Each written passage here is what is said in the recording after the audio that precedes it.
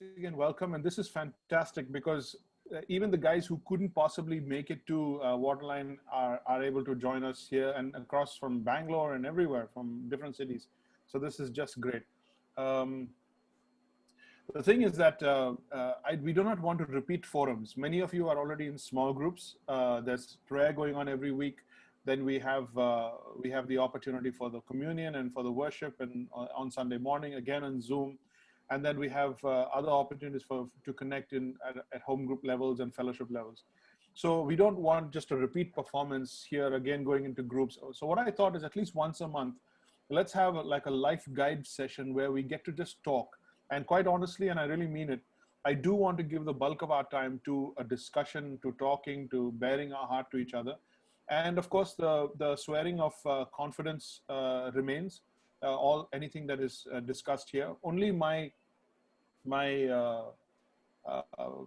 just the teaching part, the short 20-minute devotion in the beginning, will be available on YouTube for you to share with other men, or even for women to watch it, so that they can get a cue or two. But our discussion will not be put out publicly or so we can always maintain that. Let me begin by taking a few minutes to just get our minds worked up and moving in that particular direction, and then we can get started. We're not looking for solutions today. We're looking to put facts and feelings on the table to say, okay, here's the direction. There's people from those who have been married for 30 years, 35 years. There have been those who are married just a year. I see Roshan is here. Isaac has got a lot of experience now, so he's ready to share his wisdom. I've clocked up 22 years, 23 years almost. So we got it. Okay. The command to love your wife is impossible.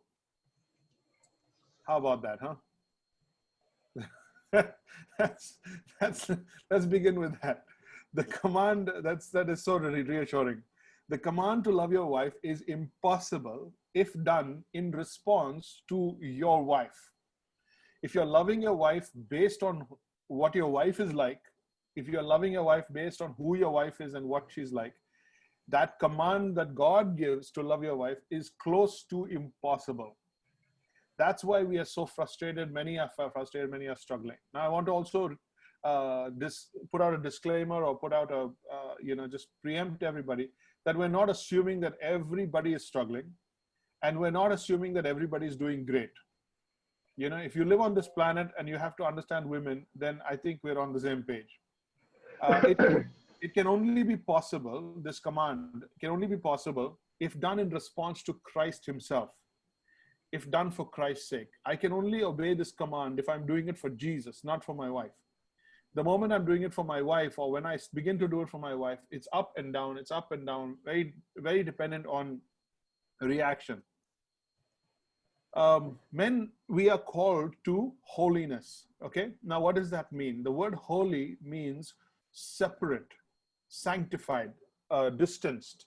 That means you are so like God is so high up and so far removed that he is not influenced by people, surroundings, air pollution, corruption, etc.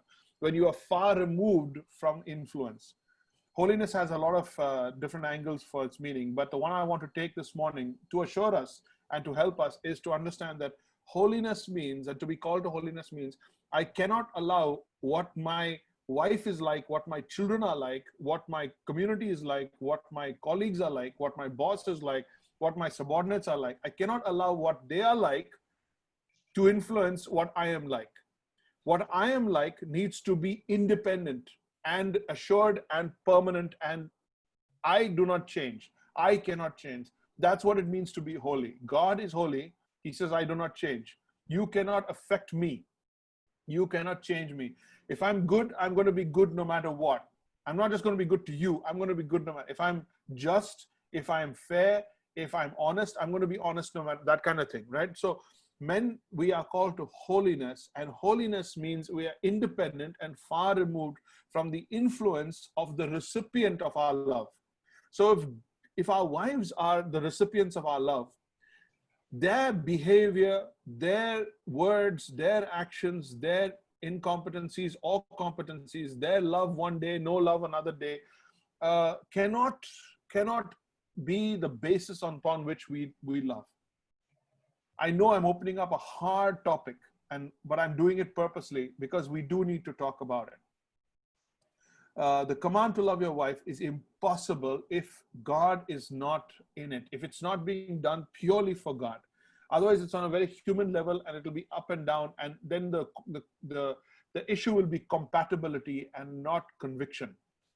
The issue will be compatibility and not conviction. 1 Peter chapter 3 verse 7. In the same way, now that means you've got to go back to all of chapter 3 and find out what he's talking about. But he's talking about Jesus and the church. So in the same way, you husbands must give honor to your wives, treat your wives with understanding as you live together. She may be weaker than you are, or gentler than you are, would be a probably better translation. But she is your equal partner in the gift of new life. Or our old King James Version, others would be, she's a co-heir of the gift of life. Treat her as you should, so your prayers will not be hindered. Wow. Okay. Treat her as you should, so that your prayers will not be hindered. Let me break that passage down real quick, and then we'll get into some talking. In the same way, the phrase "in the same way," God has packed into the godly husband, I repeat, God has packed into the godly husband all the power, all the provision, and all the protection required to mirror Christ and the church.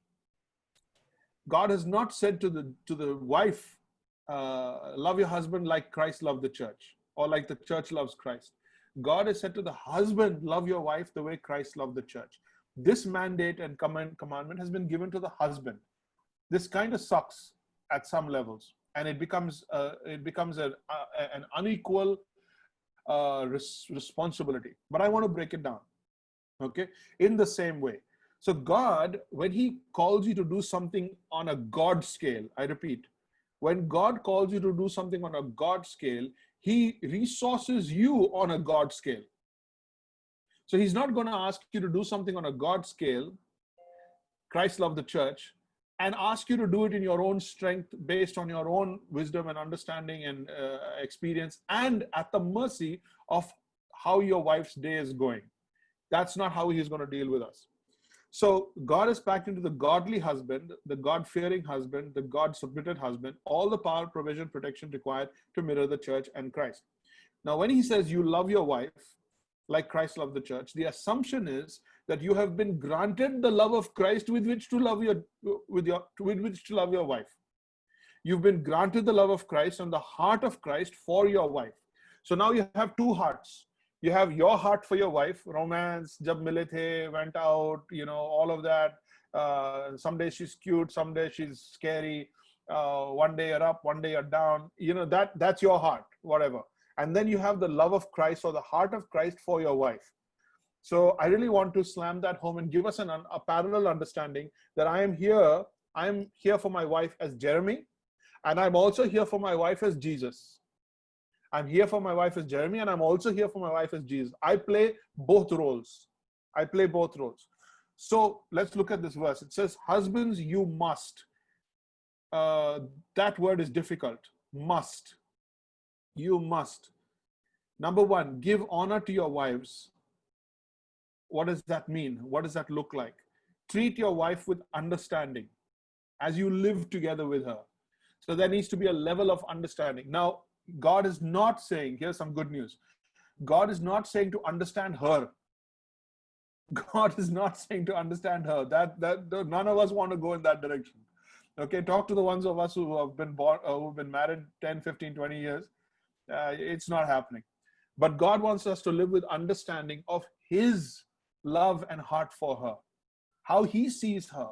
So it's understanding Christ more than understanding your wife. Once we get that, marriage is going to be a whole lot, I won't say easier, but a whole lot more doable.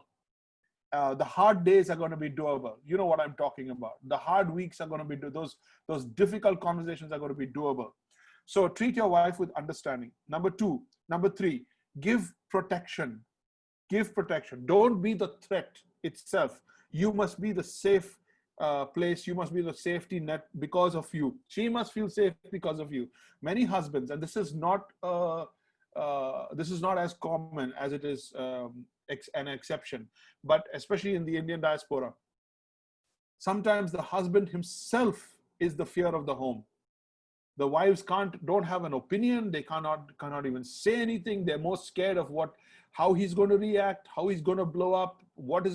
He's unreasonable. He's untouchable. He's unpredictable. No, few exceptions are there.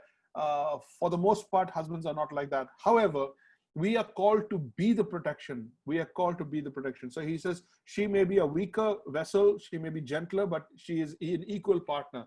So God has made one strong, one not so strong, one wise, one otherwise. He's always balanced it out so that there is a concern and there's a care for her. That's not the complete and total definition, so don't go too much into that. You are her strong companion through a tough life. Number 4, you are a strong companion through a tough life. You're the one who's expected to be strong. You're the one who's expected to be mature. You're the one who's expected to be understanding. God is not expecting that from her in this equation. He's expecting that from you. So what my point this morning is, if there is an expectation, there is a provision. I repeat, if there is an expectation, there is a provision. I repeat, if there is an expectation, there is a provision. The foolishness of our part would be to try and meet an expectation without receiving and plugging into the provision. That's when we really start falling apart. That's when it starts getting difficult. Number 5, provide her with what is expected of a godly husband. Provide her with what is expected of a godly husband. So Jeremy can be inconsistent, failing, up and down, undependable, unpredictable. But Jesus is not. Jesus is not. Jesus is dependable. Jesus is consistent. So I need to understand that I am called to be Jeremy and Jesus to my wife.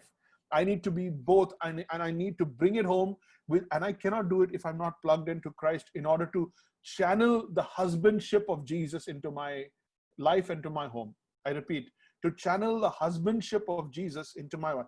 Nobody knows how to be a husband like Jesus, and nobody is a good husband other than Jesus. Let me put that on the table. There are no good husbands. There's only one, and that's Jesus. And that's okay. And nobody's expecting that. And God doesn't agree with your wife.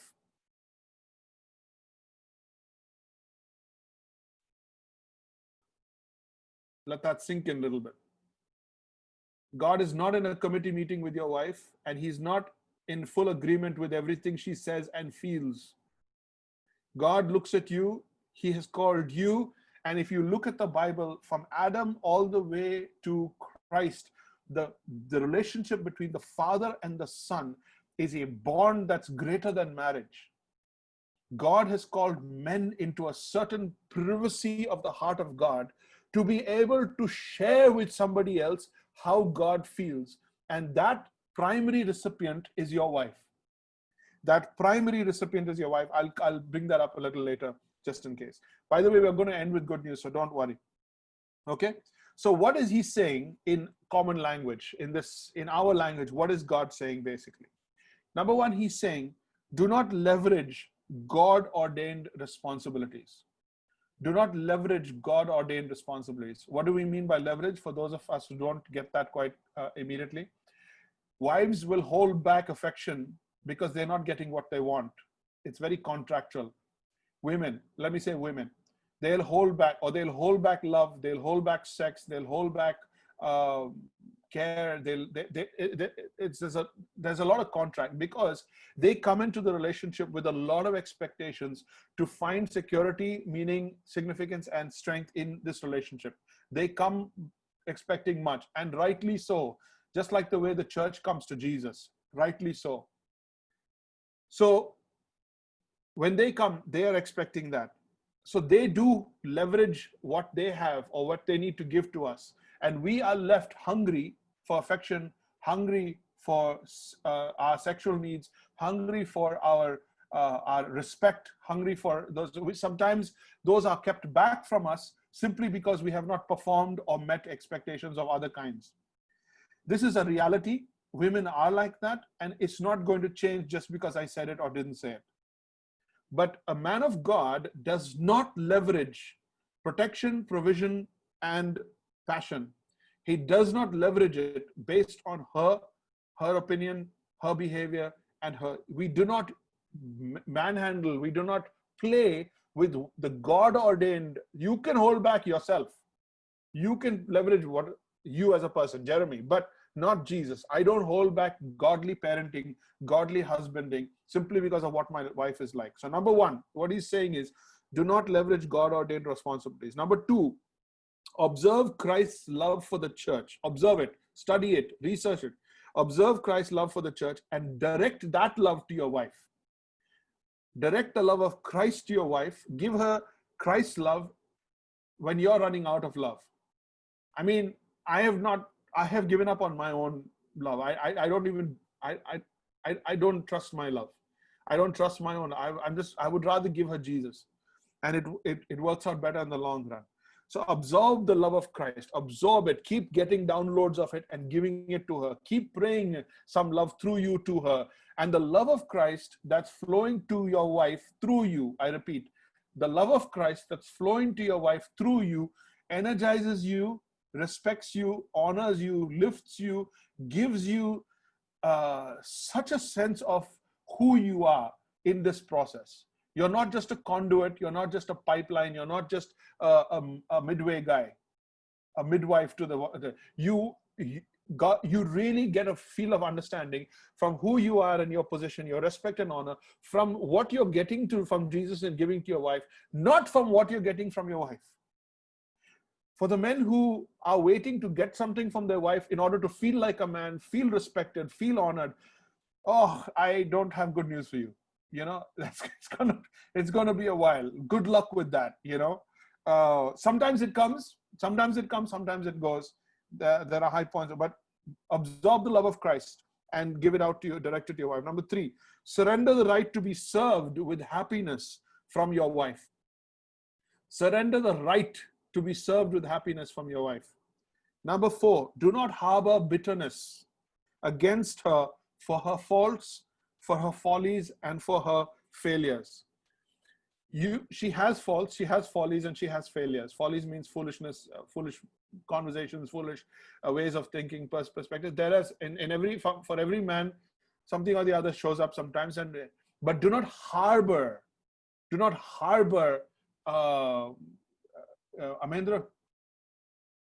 where are you? Yep. Elliot is trying to join. I don't know why he's not able to. Can you just help him out, please? Sure. Do not harbor bitterness. I mean, when we keep thinking about, you know, and keep getting angry and getting bitter about what we're not getting from our wife, or that can cripple us. So be careful to do that. That's dangerous. Last, number five, in understanding in our language what this verse means. Number five, do not fantasize how another woman could understand or treat you better. Do not fantasize about how another woman could understand you or treat you better. That, my brothers, is a lie from hell. That, my brother, is a lie from hell. They are all the same. Women are all the same. And in response to you, they will be just like your wife. Because for the most part, all behavior, psychologically speaking, is a response to us. It's a response to our behavior. So she's only going to be as good as you make her out to be. She's going to be as loving as you prepare her to be. Jesus says that he cleanses his wife and prepares her to present her to himself. I repeat, he prepares her and cleanses her to prepare. So God has given you the wherewithal, the wisdom, and the resources to make the wife you want. I'm not talking about control. I'm talking about loving her into submission, loving her into the kind of relationship and companionship that God has already designed her to be. So do not fantasize that another woman would have been better, another woman would have understood better. That is such a fallacy. And with signs and hopes of that, men began to stray and go into other relationships. But there is yet a man to tell me that in the long run, it was a better choice. Some would like to say so, but in the long run. Now, let's get into another angle of things where it's the tough moments. It's gonna sound like I'm beating up women. It's gonna sound like I'm wife bashing, but that's not the hard case. It's just I have heard the heart cry of many men over the years. I have been married for 22 years, and here are some things that are true to some guys, not true for other guys. You may be able to pick up on some of these, but none of us who have been married that cannot connect with something. Moments when it is toughest to love the love of your life. I repeat, moments when it's toughest to love the love of your life. Those moments are there, right? Don't say amen loudly, but those moments are there. But I say, love her anyway. These moments are there, love her anyway. Even when she robs you of the respect you deserve. Even when she robs you of the respect you deserve, love her anyway. Those of you who are younger married, you may not be experiencing this so much, but very quickly a wife figures out that your oxygen is respect. Your oxygen is respect. So every now and then when it is convenient to her, she closes the cylinder. She tightens it. She lowers the amount of oxygen going to, and she thinks that by doing that, she will get you to respond or react to whatever situation or demand she has. I'm sorry, doesn't work, never worked. Even when she robs you of the respect you deserve, love her anyway. Number two, if she pushes your buttons, again, by the second or third year, she's figured out your buttons. Don't have too many buttons. Be an iPhone. Just have one home button, okay? And if possible, eradicate even that button, but don't be touch response. We are men. We are not reactive. We are proactive. We don't live by our senses. We live by command. We are loyal. We are loyal, and we do our duty no matter what. It's not based on how we are being treated. It's based on how we have been taught or how we have been commissioned. If she pushes your buttons, love her anyway. Number three, when she is selfish and unthoughtful, she is a human being. She's sinner saved by grace. She will be. When she is selfish, when she is unthoughtful, love her anyway. Number four, when she leverages affection and care.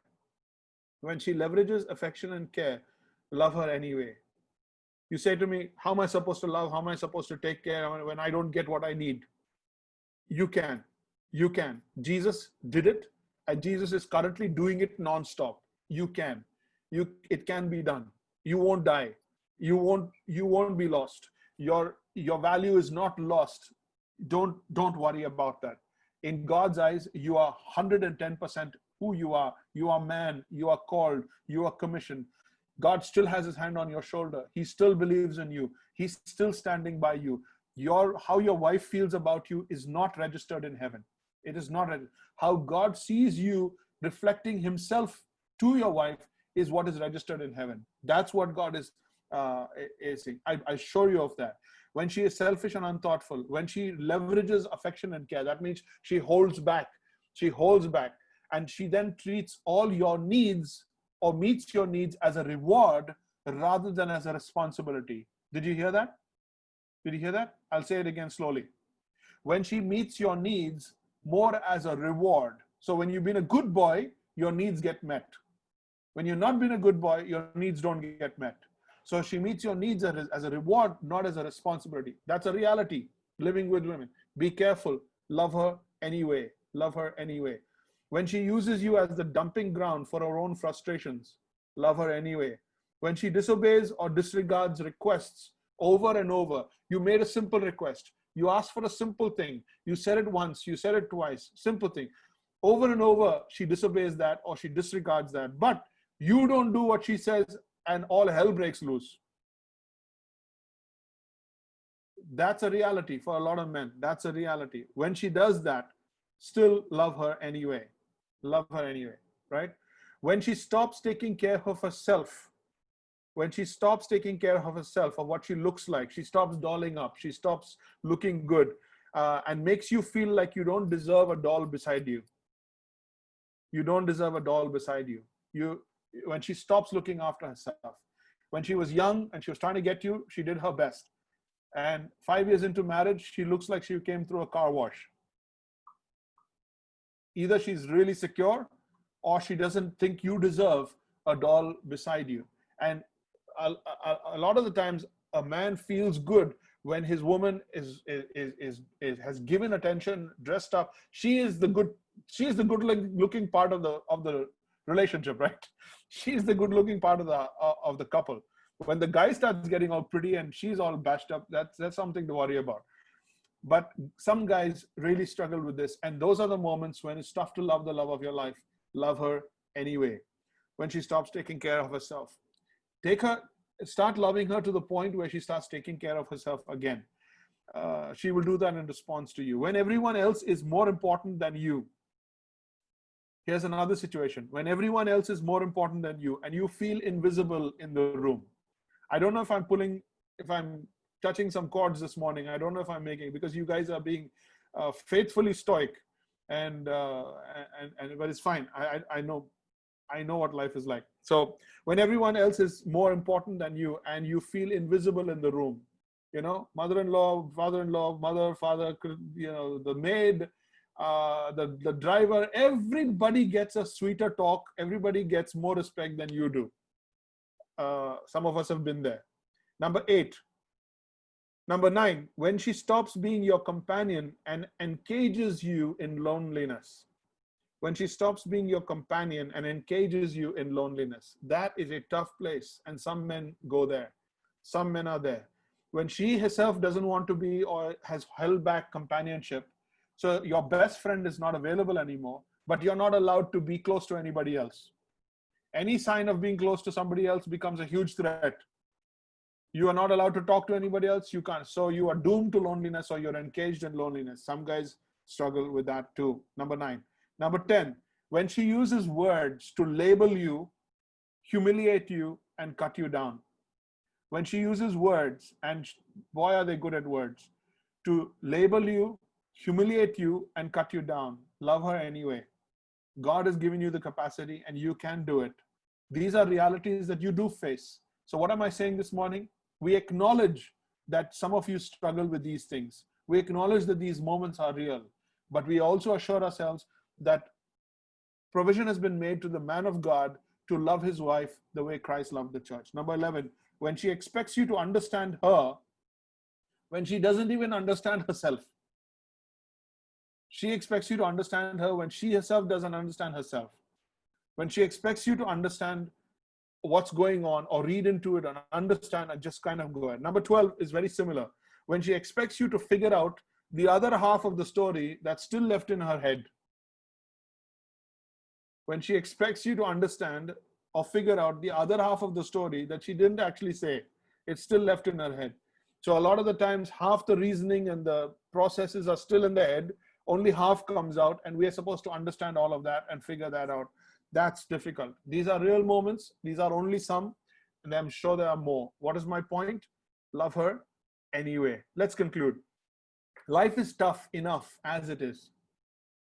Life is tough enough as it is. For men, even harder for women. It is even tougher for women. Life is not easy for women. So turning on each other is no solution. Turning on each other is no solution. Christ doesn't call you to understand your wife to be a better husband. I'm going to say this again. Christ doesn't call you to understand your wife to be a better. If you're saying that if I understood my wife, I'd be a better husband. He calls you to understand him to be a better husband. Right? See, to become a better man, you need to hang out with real men, better men. You don't hang out with women to understand what a man should be. That's why we don't have respect for guys who are surrounded with girls only. So he calls you to understand him. Deliver Christ to her as he entrusts himself to you. Repeat. to her. You deliver Christ to her as he entrusts himself to you. So you get Christ, give Christ, get Christ, give Christ, and you become the clean, holy conduit of the character and the love and the respect and honor and the glory of God. Remember that man is made in the image of God. Man is God's greatest honor and possession. Man is what Jesus died on the cross for. He designed man to be a reflection of Jesus who would come. See, man was designed for Jesus to take on flesh. I don't know if you're getting this. Man was not designed for Adam. He was designed for what Jesus would do to take on flesh. So the Son of Man, the Son of God would become the Son of Man, and what was designed for him was, it's valuable. You are highly valuable. You are deeply respected in heaven, not on earth, not in the world, not in the sitcoms, not in the workplace. Men are trudged all over. Everyone else is glorified. Men are torn to bits. And the reason for that is because Satan is behind taking down the only reachable image of God here on earth. And that, you need to understand, is under attack. So deliver Christ to her as he entrusts himself to you. Listen carefully. The success of your personal happiness, the success of your personal strength, and the success of your peace of mind is wrapped up in your love relationship with Jesus Christ. It's wrapped up in your love relationship with Jesus Christ. Your wife, careful, your wife has been added to you to be a benefactor of the radiance and overflow of that fellowship you have with Christ. I'm going to say it again. Your wife has been given to you to live with you morning, noon, and night for your whole life, to be a benefactor of the overflow of this incredible closeness, this incredible fellowship that you share with Jesus. So marriage is a woman experiencing the blessing and overflow of a man's relationship with Jesus. Marriage is not the beauty and the joy of the relationship of a man and a woman. Is there joy there? Absolutely. But a Christian marriage, a godly marriage, is this. God wants you to love you. He wants to honor you. He wants to respect you. He wants to lift you. He wants to pack you with giftedness. He wants to assure you on a daily basis. He wants to reaffirm his calling on your life. He wants to meet with you every day, every morning, every night. And then when you're so full, satisfied, strong, clear, confident, like a son who has got audacious identity, that blessing, that joy overflows, and she has been given to be a witness and a benefactor of that. I hope I made my point clear. So your wife has been added to you to be a benefactor of the radiance and overflow of that fellowship you have with Christ. So it's not about you, it's about Jesus. Christ commands this. Christ commands this. He commands you to love your wife. When is a command given? A command is given when it is not natural. A command is given when it is not natural. So whenever something doesn't come naturally, God gives us a command. But when God gives us a command and he knows it doesn't come naturally, then he gives you supernatural ability. Does that make sense? So when he knows you can't do it in the flesh, yet he gives you a command, so he obviously is going to back you up and resource you in order to supernaturally endow you to do it. The church, Christ's bride, isn't worth living for, much less worth dying for. The church is not worth living for, much less worth dying for. But Jesus did it, and he did it anyway. Why? Because he loved the Father. You will do it not because she's worth it, but because you love the Father. So this is not a list of unreasonable demands. It is a call to share what area we are finding it difficult to be Christ-like in our marriage. Every one of us will have one or two areas where we really are struggling with. Some of you are starved for respect. Some of you are starved for affection. Some of you are struggling with the whole concept of being understanding. Some of it, conflict resolution. She doesn't meet you halfway, or any one of these. But you can do it, and you can do it anyway. So the strength, so we are called to do that and to strengthen one another in doing so.